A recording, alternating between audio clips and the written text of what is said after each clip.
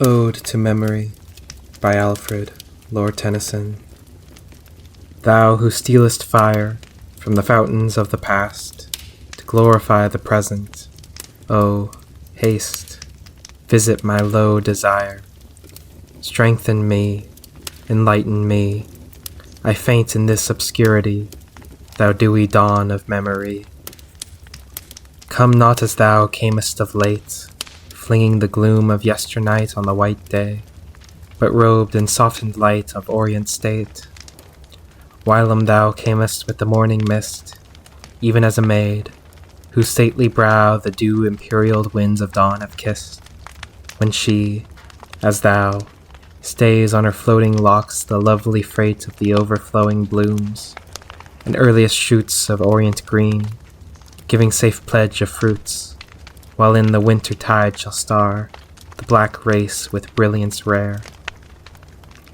Whilom thou camest with the morning mist, and with the evening cloud, showering thy gleaned wealth into my open breast, those peerless flowers which in the rudest wind never grow sere, when rooted in the garden of the mind, because they are the earliest of the year, nor was the night they shroud. In sweet dreams softer than unbroken rest, thou leddest by the hand thy infant hope.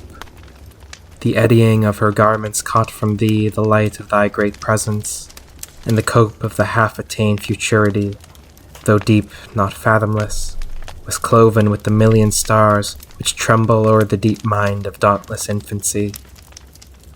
Small thought was there of life's distress, for sure she deemed no mist of earth could dull those spirit-thrilling eyes so keen and beautiful.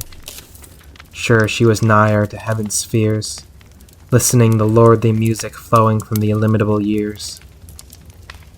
Oh, strengthen me, enlighten me, I faint in this obscurity, thou dewy dawn of memory. Come forth, I charge thee, arise, thou of the many tongues, the myriad eyes. Thou comest not with shows of flaunting vines unto mine inner eye, divinest memory. Thou wert not nursed by the waterfall which ever sounds and shrines a pillar of white light upon the wall of purple cliffs, aloof descried, come from the woods that belt the grey hillside, the 7 elms, the poplars 4 that stand beside my father's door, and chiefly from the brook that loves to purl o'er matted crests and ribbed sand, or dimple in the dark of rushy coves, drawing into his narrow earthen urn, and every elbow in turn, the filtered tribute of the rough woodland. Oh, hither lead thy feet, pour around mine ears the livelong bleat of the thick fleeced sheep from wattled folds, upon the ridged wolds, when the first matin song hath wakened loud over the dark dewy earth forlorn, what time the amber morn forth gushes from beneath a low-hung cloud. Large dowries doth the raptured eye to the young spirit present when first she is wed, and like a bride of old in triumph led, with music and sweet showers of the festal flowers, unto the dwelling she must sway. Well hast thou done, great artist memory, in setting round thy first experiment with royal framework of wrought gold.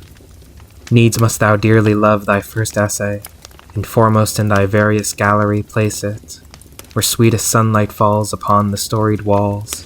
For the discovery and newness of thine art so pleased thee, that all which thou hast drawn of fairest or boldest since, but lightly weighs with thee unto the love thou bearest the firstborn of thy genius.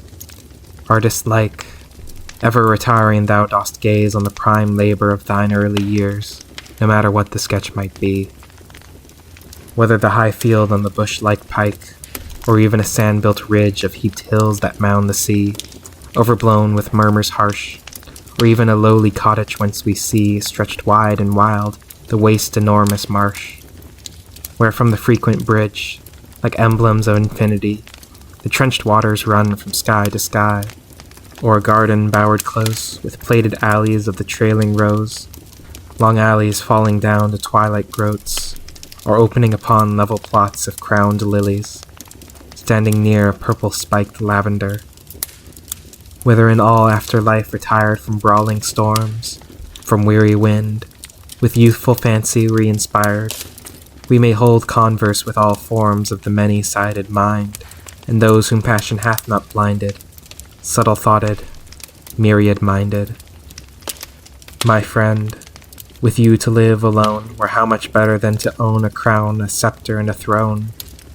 O strengthen me, enlighten me, I faint in this obscurity, thou dewy dawn of memory.